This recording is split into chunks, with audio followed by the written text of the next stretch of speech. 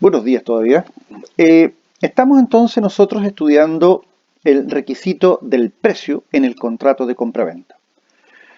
Lo primero que dijimos respecto del precio, que este debe consistir en dinero, pactarse en dinero.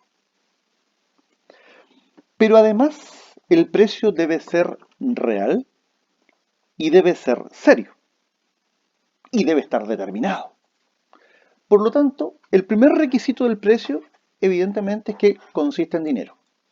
Segundo lugar, que sea real y serio y que sea determinado o determinable. Nos corresponde estudiar ahora el precio real y serio. Vamos a plantear la afirmación, luego vamos a analizar este requisito más en profundidad. ¿Qué significa que el precio sea real y serio? O sea, esa es la pregunta a la cual nosotros nos vamos a responder. Que el precio sea real y que el precio sea serio. A este respecto, primero que nada veamos qué nos señala la ley. 1808 y 1809. El precio de la venta debe ser determinado por los contratantes por hacerse esta determinación por cualquier medio o indicaciones que fijen. Y el 1809 dice que podrá asimismo dejarse el precio al arbitrio de un tercero. Y lo vamos a ver, el tema de la determinación. Pero veamos el tema de la seriedad y realidad del precio. ¿Qué quiere decir esto? Significa que el precio debe existir efectivamente, es decir, una suma de dinero que se da a cambio de la cosa. Y se opone al precio real y serio el simulado o fingido, y el irrisorio, esto es, aquel que carece de toda proporcionalidad. Entonces, aquí entran en juego conceptos como precio simulado, precio fingido, precio irrisorio, etcétera, etcétera. Entonces aquí, como yo les decía, este es un tema muy importante. ¿Y por qué es importante? Es importante porque, a ver, que el precio, que el precio será real claramente, siempre que el monto en que ha sido fijado denote con nitidez que el acreedor cuenta con el derecho a exigirlo y a su turno el deudor tiene la obligación de pagarlo. Expresada esta exigencia en términos negativos, vale decir, en una hipótesis de irrealidad, ha de considerarse que no cumplirá con aquella el precio simulado, o el que sea a tal punto desproporcionado con el valor de la cosa materia del contrato, que ponga en evidencia que las partes no han tenido la voluntad seria para que el mismo sea enterado. Corte Suprema, Primera Sala, 27 de abril del año 2010, rol 7372-2008. O sea, entonces, estimados alumnos, veamos en detalle de lo que estamos hablando.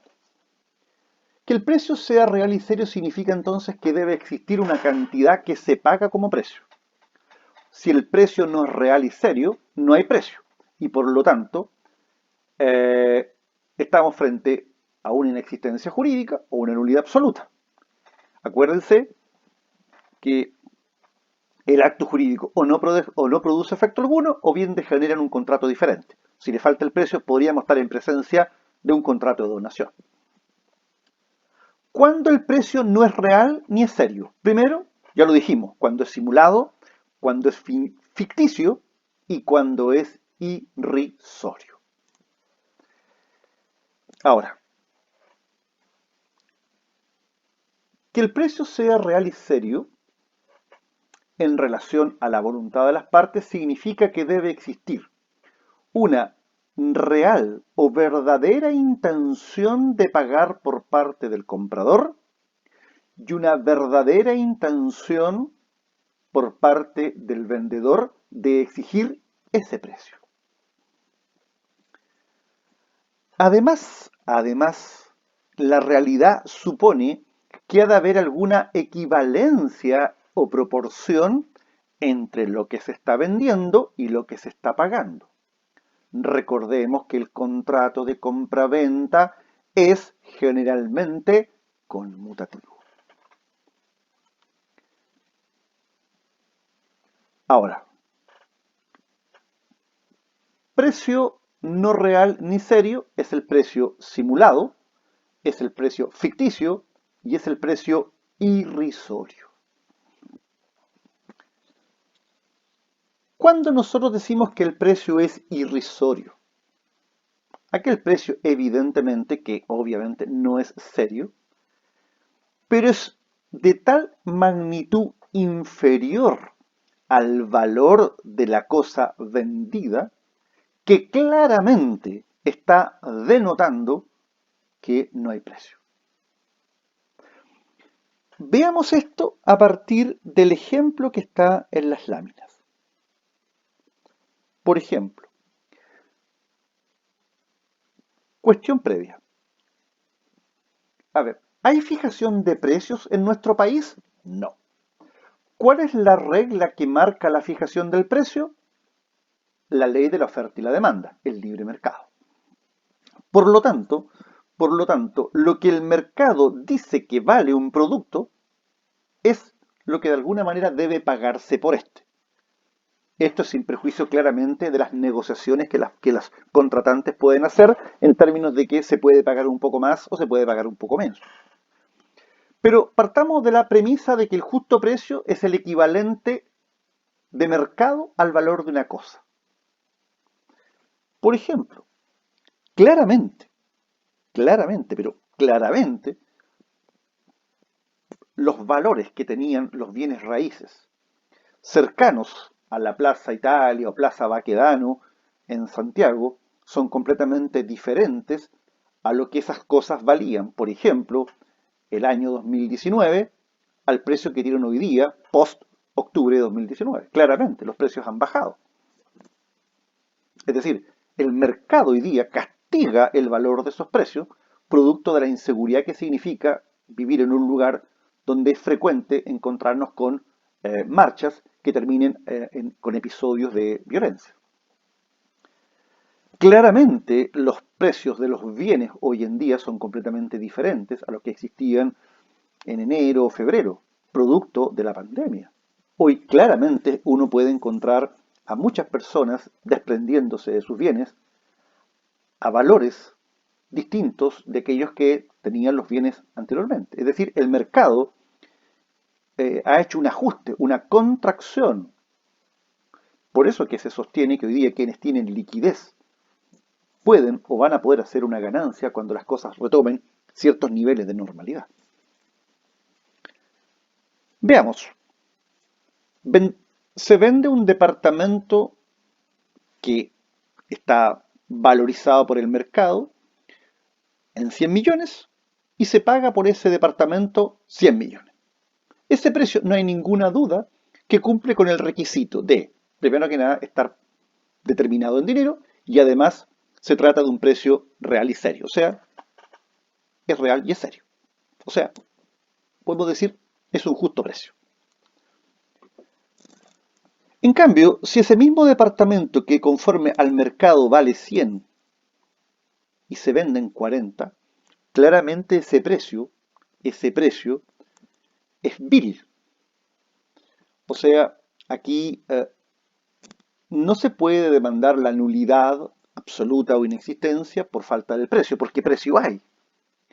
Pero sí podría haber una demanda por lesión enorme, como lo vamos a estudiar, por la desproporción entre las prestaciones del vendedor y el comprador. Pero si ese mismo departamento se vende solo en 2 millones, vamos a estar en la hipótesis del precio irrisorio. Es decir, claramente no hay precio. aun cuando se haya consignado en la escritura. Y aquí podemos alegar inexistencia jurídica, podemos alegar nulidad absoluta por falta de precio, y además podemos demandar lesión enorme. Por lo tanto, cuando nosotros decimos, a ver, precio real y serio, este no debe ser simulado, no debe ser ficticio, ni ha de ser irrisorio. ¿Y cuál es el precio irrisorio? Aquel que va consignado en la escritura, pero claramente no guarda ninguna correspondencia o equivalencia con la cosa. Es decir, claramente estamos frente a una ausencia de precio, no obstante que en la escritura se haya consignado valor. Por eso entonces que en los juicios de simulación se discute la falta de consentimiento, entre otros aspectos, ¿en qué? En el precio. Porque se dice, mire, están de acuerdo en la cosa vendida, pero en el precio no hay acuerdo. ¿Por qué razón? Porque no se cumple la exigencia que la Corte Suprema nos dijo en la sentencia cuyo extracto yo les leía recién. O sea, claramente aquí no se cumple con la hipótesis de que, por un lado, el acreedor cuente con el derecho a exigirlo y el deudor tenga la obligación de pagarlo. O sea, claramente yo voy a poder decirle al juez, mire señor juez, en este caso específico, por un lado, el acreedor nunca ha tenido la intención de cobrar y por el otro, nunca el comprador ha tenido la intención de pagar. Eso nos demuestra que un requisito esencial de la compraventa no se está configurando, es decir, hay ausencia de precio. Finalmente, el precio tiene que ser determinado o determinable. Ahora, la determinación, ¿quiénes pueden hacerla? La pueden hacer claramente los contratantes, libertad contractual, libertad contractual, y esto es lo normal. Lo normal es que sean las partes contratantes los que determinen el precio. Y esta determinación la pueden hacer al momento de celebrar el contrato o lo pueden celebrar con posterioridad, pero estableciendo en el contrato los mecanismos necesarios para llegar a la determinación real del precio. Por ejemplo, si yo mañana voy a comprar una cosecha o una producción frutal, es claro que yo no sé de antemano el valor de todo lo que se va a cosechar o producir. Sin embargo, yo puedo establecer, por ejemplo, parámetros. Por ejemplo, tantos dólares por caja de fruta recolectada. Entonces ahí yo puedo establecer parámetros. Y después yo realizaré la operación aritmética correspondiente, calcularé, multiplicaré, sumaré, dividiré, etc. Y podré llegar claramente a un valor. Pero también la ley establece que el precio lo pueden determinar los terceros. Las partes, en el fondo, ¿qué es lo que hacen? Designan a un tercero para que sea este quien, a la larga, haga la designación. Yo les diría que esto prácticamente no tiene aplicación. Claramente las partes son soberanas para decir ellas el precio. Y este es un tema, insisto, a mi entender, de compleja delegación. O sea, claramente es de compleja delegación. Porque ¿qué ocurre si mañana este tercero subvalúa o sobrevalúa, por ejemplo, el bien? Entonces, por lo tanto, ¿y qué pasa con la obligación del vendedor, la obligación del comprador de pagar un precio sobrevaluado? ¿O qué pasa con el vendedor cuando recibe un precio subvaluado? Me parece que hay que tener mucho cuidado con esto, aun cuando la ley en el 1808 y 1809 reglamenta la posibilidad que un tercero haga la determinación. Bien, con esto entonces concluimos lo que es el estudio de aquellos elementos esenciales del contrato de compraventa: el consentimiento, la cosa vendida y el precio. Ahora vamos a ver algunas reglas en materia de capacidad. Aquí nuevamente yo los tengo que retrotraer a teoría de la ley, los tengo que retrotraer a acto jurídico. ¿Por qué teoría de la ley? Bueno, por el estudio de la capacidad de goce. ¿Por qué acto jurídico? Por el estudio de la capacidad de ejercicio. A ver, ¿cuál es la regla? La regla es muy simple. Toda persona es legalmente capaz, excepto aquellas que la ley ha declarado incapaces. Vamos entonces aquí a mirar algunas algunas ideas previas para que solamente para efectos de recuerdo. El 1445 nos dice lo siguiente: para que una persona se obligue a otra por un acto o declaración de voluntad es necesario, uno, que sea legalmente capaz. ¿Qué nos dice el 1446? Toda persona es legalmente capaz, excepto aquellas que la ley declara incapaces. ¿Qué nos dice el 1447? Son absolutamente incapaces, y ahí desarrolla la temática de las incapacidades. ¿Qué nos dice por su parte el 1795?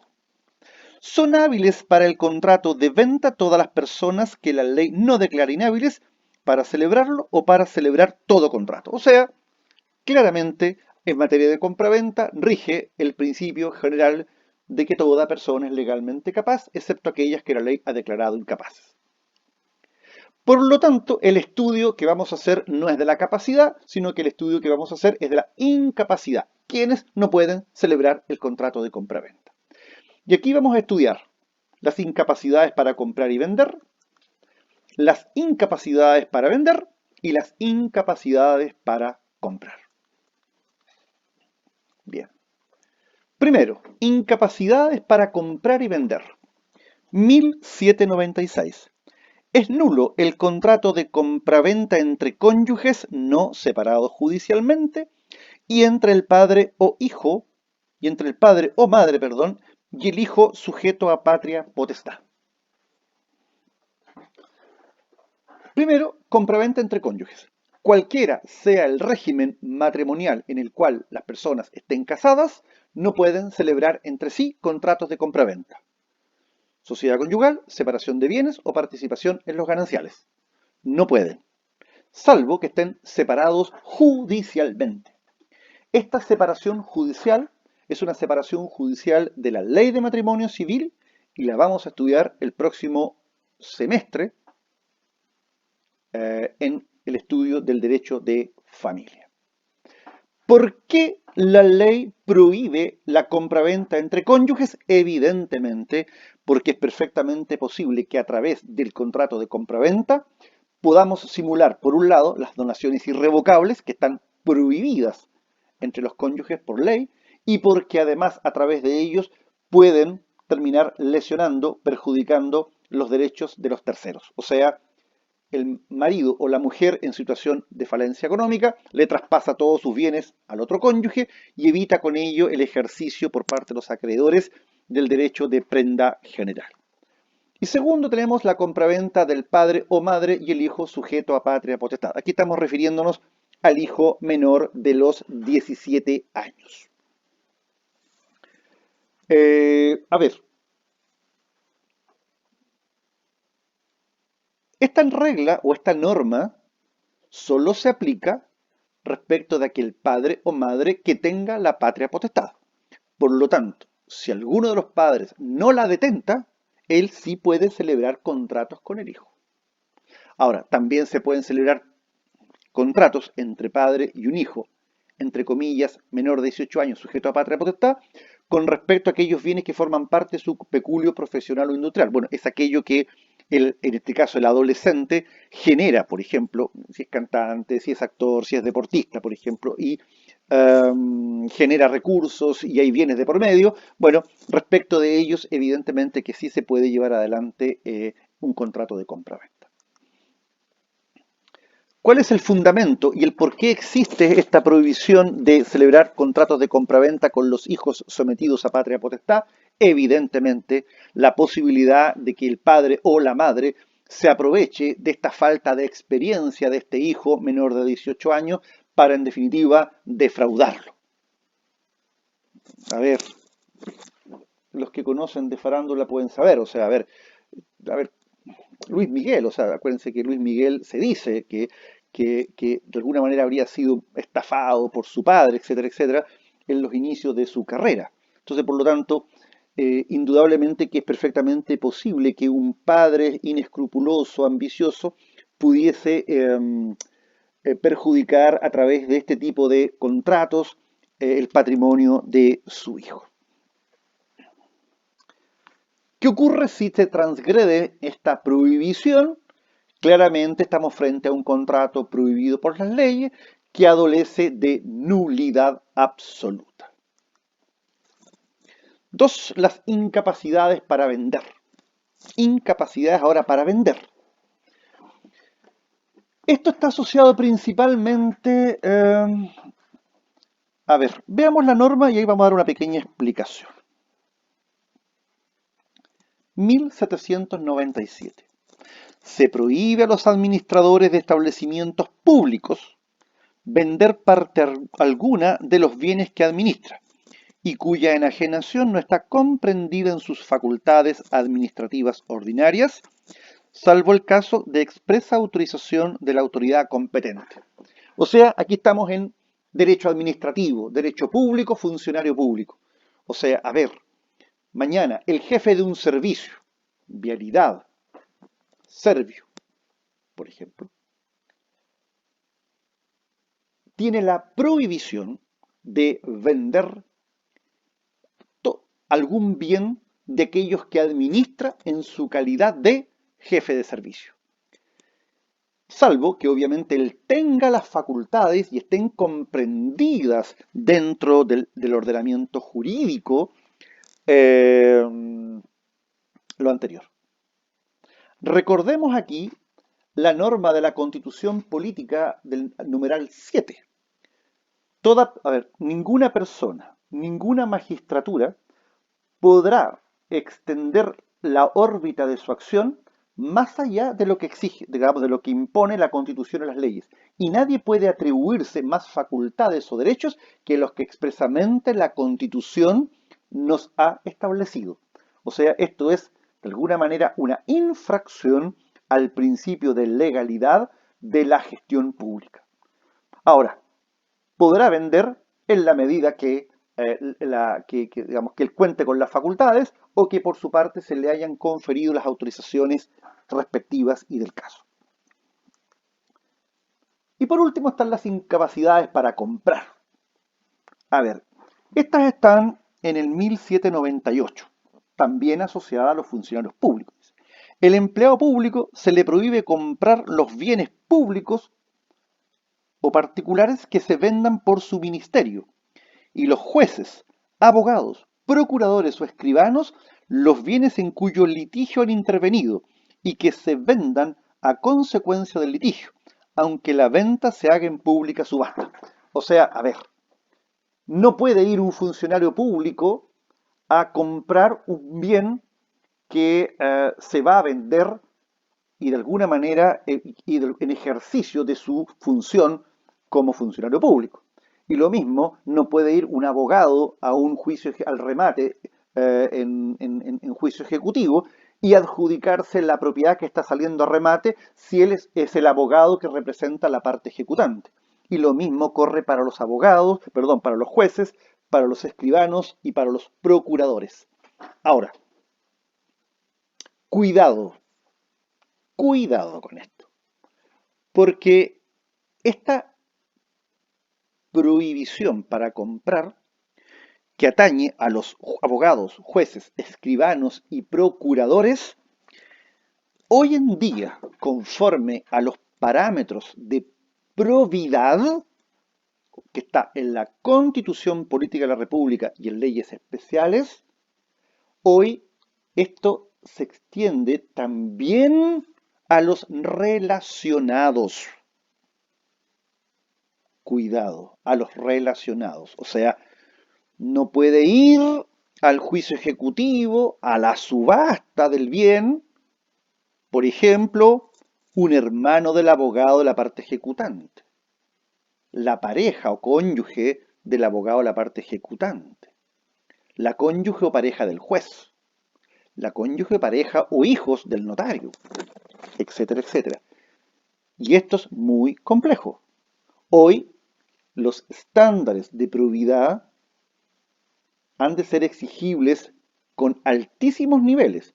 Así que por lo tanto, si mañana yo soy abogado ejecutante y veo que va a salir una propiedad a un valor altamente atractivo, es decir, bajo, o sea, Cuidado con andar mandando como palo blanco, testaferro a la pareja, a la cónyuge, a los hijos, a la mamá, al papá o al hermano.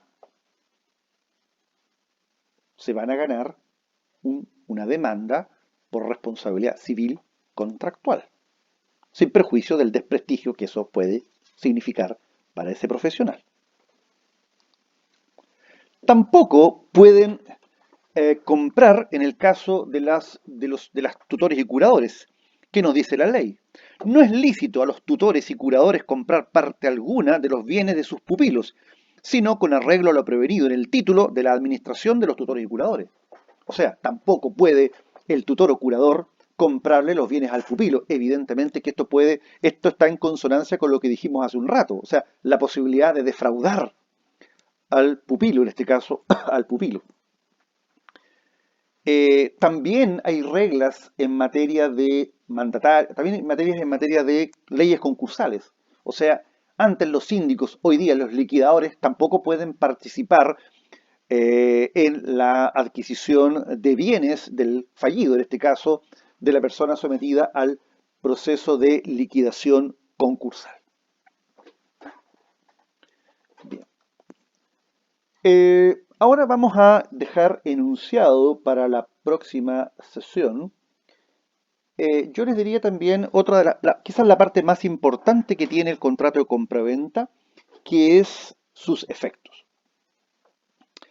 A ver, eh, esto por favor yo lo voy a reiterar cada vez que estudiemos un contrato, pero y ustedes les pido que que acepten lo que les quiero plantear. ¿En qué sentido?